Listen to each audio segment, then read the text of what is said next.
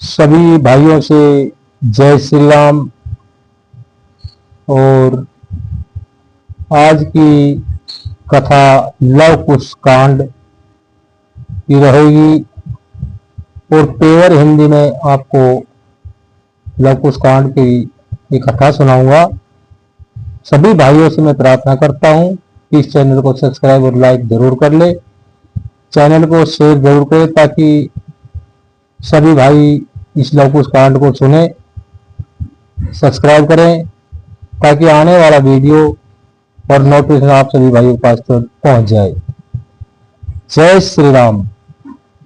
वीरता में प्रसिद्ध कोमल शरीर वाले परम उद्धार रघुवंश जी ध्वजा रूप समय प्रभु विन्य आदि के समुद्र और वाम भाग में श्री सीता जी सहित सुशोभित श्री रामचंद्र जी को मैं नमस्कार करता हूं, जिनका प्रफुल्लित देह और नील कमल के समान सुंदर नेत्र हैं। चंद्रमा जिनके मुखारबिंद की कांति से देशु मनाता है, जिनके कोमल अंगों की छवि शिरस के पुष्प के समान है तथा जो अश्वमेध करने में श्रेष्ठ हैं, ऐसे रामचंद्र जी को मैं नमस्कार करता हूं। अति पवित्र श्री राम कथा सुनकर गरुड़ जी प्रफुल्लित हो गए। फिर दोनों हाथ जोड़कर बोले कि हे कृपा निधान सुनिए। हे नाथ, अब मेरा हृदय देव नदी गंगा जी के समान पवित्र हो गया है। स्वामी, आपके चरण कमलों का प्रेम मुझसे जन्म जन्मांतर न छूटे। प्रभु के संपूर्ण गुण समूह सुनकर मेरे मनोरथ पूर्ण हो गए हैं। काव्य श्रेष्ठ, आपकी कृपा से मेरे हृदय में अब प्रभु के गुणों की कथा बची है। मेरे मन में संतोष है परंतु हृदय नहीं। अगाध जैसे सब नदियों के मिलने से भी समुद्र नहीं भरता। पशु पक्षी सथावर जगन और चर अचर जीव जिनका वर्णन नहीं हो सकता, जो मनुष्य सुख धाम अयोध्या में वास करते थे, उनको श्री रामचंद्र जी सादर साथ लेकर अयोध्या को छोड़कर सधे सरलोक को गए सो है। नाथ, यह मुझे बड़ा भारी संदेह है। हे नाथ, मैं आपको पिता के समान जानकर ठिठाई करके कहता हूं कि अब आप मुझे यह पवित्र कथा सुनाइए। जैसे कि कृपालु पृथ्वीपति श्री रामचंद्र जी ने अश्वमेध यज्ञ किया, ऐसे कहकर गरुड़ जी का कंठ गदगद हो और शरीर पुलकित हो गया। यह सुनकर धैर्यवान कागभूषुंडी जी प्रसन्न होकर बोले, हे गरुड़ जी, श्री रामचंद्र जी की कथा से आपके हृदय में समय शोक मोह भ्रम कुछ भी नहीं है। आप बारंबार धन्य हैं। आपने मेरे ऊपर बड़ी कृपा की है। हे नाथ, आपके रसीले व मीठे वचन मुझे बहुत प्रिय लगते हैं। आपके हृदय की प्रति देखकर बहुत से अमंगल नाश हो जाते हैं। अब आप अवध नरेश श्री रामचंद्र जी के गुण अनुपम चरित्र सुनिए। वे अंजना अद्वैत अविनाशी हैं और कलयुग के पाप तथा भाव बंधन से रहित हैं। हे गरुड़, श्री रामचंद्र जी ने 11,000 वर्ष रहकर जो चरित्र किया है, यह सबके उपकार के हेतु विस्तार पूर्वक कहता हूं, सो सुनिए। ब्रह्मा जी के वचनों को मानकर करुणा सागर प्रभु विराजमान रहे हैं। युगल जोड़ी की शोभा देखकर करोड़ों कामदेव लज्जित होते हैं। श्री रामचंद्र जी एक समय छोटे भाई, मंत्री, प्रजा आदि को बुलाकर बड़े आदर से गुरुजी के घर आए, मगर मास में सूर्य पर्व जानकर सबसे गुरुजी से विदा मांगकर चरणों में सिर नवाया। काशी क्षेत्र को धार्मिक जानकर सब अनेक सवारियां सजाकर चले। चतुर्गिनी सेना साथ में लेकर श्री रघुनाथ जी ने गमन किया। बीच में ठहर कर काशी आए और सबने पुरी को प्रणाम किया। आकर गंगा जी को प्रणाम किया और यतंत सुख पाकर प्रसन्न हुए। कृपा के समुद्र सुख की राशि प्रभु ने ब्राह्मणों को, दंडियों, यतियों और सन्यासियों का पूजन किया और इतना दान किया जिसका वर्णन नहीं हो सकता, जिसे देखकर धनपति, कुबेर और देवराज इंद्र भी लज्जित हो गए। इस प्रकार प्रभु ने वहां बहुत दिन रहकर मुनियों को सुखी किया। फिर करुणा सागर प्रभु प्रसन्न हो अपने नगर में आए। अयोध्या में नित्य नए आनंद होते हैं और महाराज नित्य आनंद देते हैं। हे प्रतीक्षराज, लोग यहाँ तहाँ वेद पुराण सुनते हैं, कोई दूसरा धर्म नहीं जानते। लोग प्रभु की कृपा देखकर बड़े ही प्रसन्न हैं। फिर उद्धार श्री राम जी ऐसा विचार कर सोच के वश में हो गए कि मुझे यहाँ केवल 200 वर्ष ही रहना है। अत एक अश्वमेध यज्ञ करूं, जिससे गाकर संसारी मनुष्य भव सागर से तर जाएं। फिर तुरंत अपने धाम को जाऊं और ब्रह्मा जी के वचन में कोई चूक न करूं। प्रातःकाल ही सप्रेम गुरु जी के घर जाकर उनकी आज्ञा से मिट्टी सहित सुंदर यज्ञ करूंगा। कृपा सिंधु धीर बंधु प्रभु ने हृदय में ऐसा विचार करके अनेकों अनोखे चरित्र किए जो शोक और भव भय को दूर करने वाले हैं। राम राज्य के होने से पृथ्वी पर सब पाप दूर हो गया। मुनिजन प्रतीति और स्नेह के साथ निर्जन वन में निर्भय हो विचरने लगे। हे प्रतीक्षराज, पृथ्वी और वन शोभयामान थे। पशु और पक्षी एक साथ विहार करते थे। राम राज्य में बैर तो सुनाई भी नहीं देता था, सब प्रेम से रहते थे। अनेकों ग्रंथ एवं स्मृतियों के समुदाय भी श्री राम जी की प्रभुता नहीं गा सकते हैं।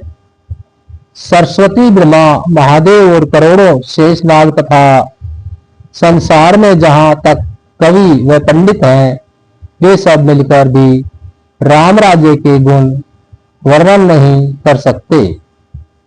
कजलगिरी की स्याही बनाई गई जाए और समुद्र की दवात बनाई जाए। कड़क वृक्ष की कलम बनाकर सातों द्वीपों का पृथ्वी पत्थर कागज बनाया जाए और सरस्वती, ब्रह्मा, श्री हरि और शंकर जी समूह बनाकर 7000 कल्पों तक लिखे भी तो राम राज्य की लीलाओं का पार नहीं पा सकते। गरुड़ जी अब जो अपार चरित्र आगे हुए उन्होंने सुनिए। जब भाई राज सभा में विद्यमान थे, वहां एक ब्राह्मण दिखलाता हुआ आया। वह मुख से ये कटु वचन पुकार कर कहता था कि संसार में सूर्य वंश के रहते हुए संसार में डूब गया। रघु, दिलीप, शिव सागर आदि बड़े प्रतापी अयोध्या के राजा हुए, परंतु ऐसा कभी नहीं हुआ कि पिता के रहते हुए पुत्र प्राण त्याग दे। अंतर्यामी प्रभु यह बातें कानों से सुनकर नर लीला के हेतु कृपालु श्री रामचंद्र जी विचार करने लगे कि कारण से ब्राह्मण का पुत्र मर गया। ब्राह्मण को देख प्रभु दुखी हो गए। प्रभु को विचार मगन देख आकाशवाणी हुई कि हे शरण गए पानी, आपके राज्य में इंदांचल पर्वत के गंभीर वन में सुदर तप कर रहा है। इसी कारण से इस ब्राह्मण के पुत्र की मृत्यु हुई है। इसी भांति ब्राह्मण पुत्र का मरना सुनकर प्रभु शीघ्र ही रथ सजाकर चले और सामने दो सुंदर पर्वतों को देखकर बड़े प्रसन्न हुए। फिर क्रोध पूर्वक प्रभु ने एक बाण मारा जो उसे दुखी देखकर अपनी सुंदर भक्ति दी और स्वयं प्रभु ने वहां तीर्थ एवं व्रत किया। उसी समय ब्राह्मण का मारा हुआ पुत्र प्रसन्न होकर उठ बैठा। तब भगत भयहारी सुखदायक श्री रघुनाथ जी नगर में आए। श्री रघुनाथ जी ने उठकर मध्याह्न संध्या की और भगत सुखदायक शिव जी की पूजा की। जब जगदेश्वर प्रभु ने भोजन करके शयन की तो सब लोग अपने अपने स्थानों को चले गए। जब 4 घड़ी दिन शेष रह गया तो श्री रामचंद्र जी की सभा जुड़ी। प्रभु ने सब भाइयों समेत पुराण सुने और दया के धाम प्रभु ने शुभ दान दिए।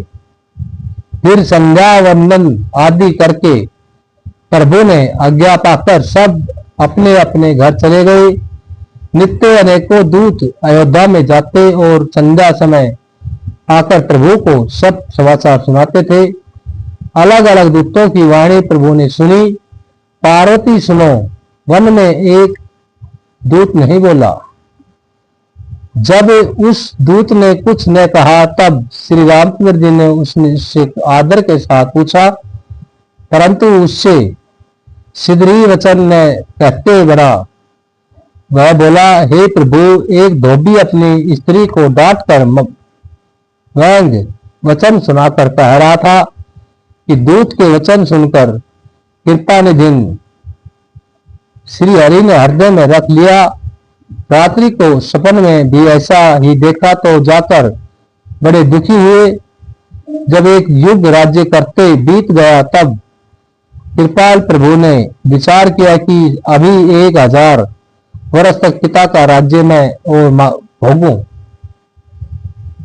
सीता जी को वन में भेज दूं, जिससे वेद मार्ग रहे और धर्म न जाए, ऐसा मन में दृढ़ निश्चय करके सीता जी के पास आए और सुंदर वचन बोले, हे सीते, तुम अपनी पृथ्वी पर छोड़कर अपने पवित्र धाम में जाकर रहो।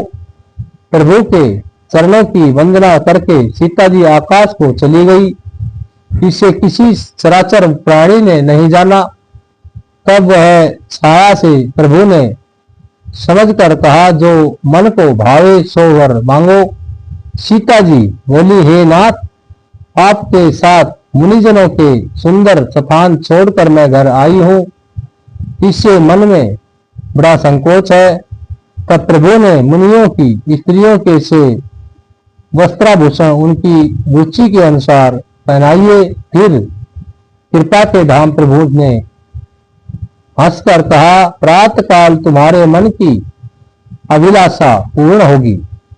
प्रातः काल जगतपति लक्ष्मी विनाश श्री रामचंद्र जी जागे तो याचक उनके कमल समान प्रकाशमान मुख को देखकर हस्त होकर गुण गाने लगे।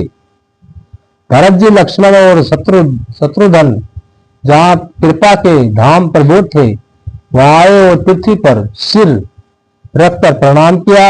श्री रघुनाथ जी कुछ नहीं बोले। प्रभु का कांतिहीन मुख, सकड़ित शरीर और मलिन रगड़ देखकर तीनों भाई थर थर कांपने लगे। श्री रघुनाथ जी का चरित्र जाना नहीं जाता। सांस लेकर और कुछ में जानकर श्री रामचंद्र जी मनोहर गुडवाणी बोले कि हे तात, मेरे वचन हृदय में रहकर जानकी को वन में ले जाओ।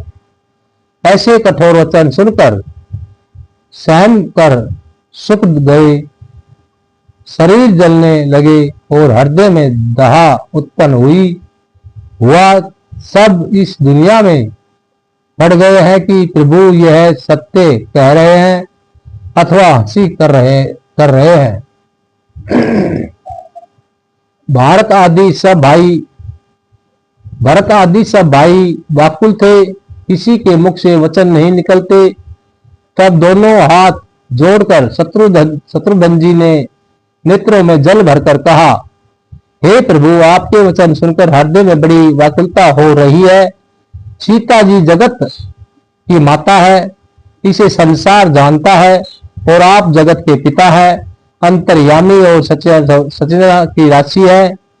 जिस कारण से आपने अब जानकी की त्याग दी, वे तो मन कर्म वचन से आपके चरणों की प्रेमिका है। सर्गे गर्भिणी सुनी है। आपने यह वचन क्रोध में, हंसी में या सत्य कहे हैं। यह सुनकर श्री रामचंद्र जी के कमल नेत्रों में जल भराया।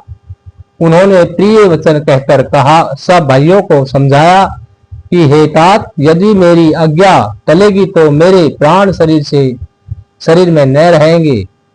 ईश्वर की इच्छा और मनोहर बलवान है। हे तात, तुम्हारे लिए सर्वदा कल्याण है। हे छोटे भाई, मेरे इन वचनों को मानकर जानकी जी को वन में ले जाओ। प्रभु के कठोर वचन सुनकर भरत जी ने हाथ जोड़कर कहा कि हे नाथ, मेरी मति तो थोड़ी है और आप स्वर्गीय प्रभु हैं, अत मेरी सुनिए। सूर्यवंशी संसार में प्रसिद्ध है। दशरथ जी हमारे पिता हैं और कौशल्या माता है। तीनों लोकों के स्वामी आपको संसार जानता है, जिनका यश और वेद पुराण गाते हैं। वे आपकी सत्य शक्ति प्रत्यक्ष है, जिनका वेद और शेष जी भी वर्ण नहीं कर सकते। वे जानकी जी शोभा भी, खान और मंगल को देने वाली है। उनकी छाया के भी अनुसार पतिव्रत धर्म रखने से स्त्रियां संसार के भय से बच जाती है। हे कृपालु, मछली क्या बिना जल के जी सकती है? खेती क्या बिना मेघ के हो सकती है? इसी प्रकार बिना आपके क्या ज्ञानवान चतुर सीता जी क्षण पाकर भी जी सकती है। रामचंद्र जी भरत जी के प्रेम के कारण और वचन सुनकर बोले, हे भरत, तुमने सुंदर नीति कही है। जो भी राजा हो सदा नीति, धन और धर्म की रक्षा सोच छोड़कर नीति युक्त वाणी और पवित्र कर्मों से पृथ्वी पर पालन करना चाहिए। दूत से जो चरित्र सुना था सो कह सुनाया और बोले, कुल में यह भारी कलंक लगा। दूत से जो चरित्र सुना था सो सुनाया और बोले, कुल में यह भारी कलंक लगा। सूर्यवंश में अनेक राजा एक से एक ज्ञानी हुए हैं। राजा रघु, दिलीपति, सवाय जम्बू, मनु, सागर भागीरथ आदि, जिनका यश वेदों में न गाया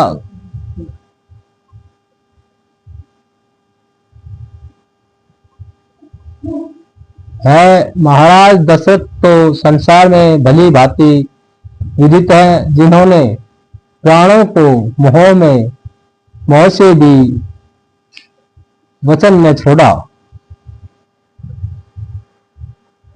बोलो सियापति रामचंद्र की जय हो।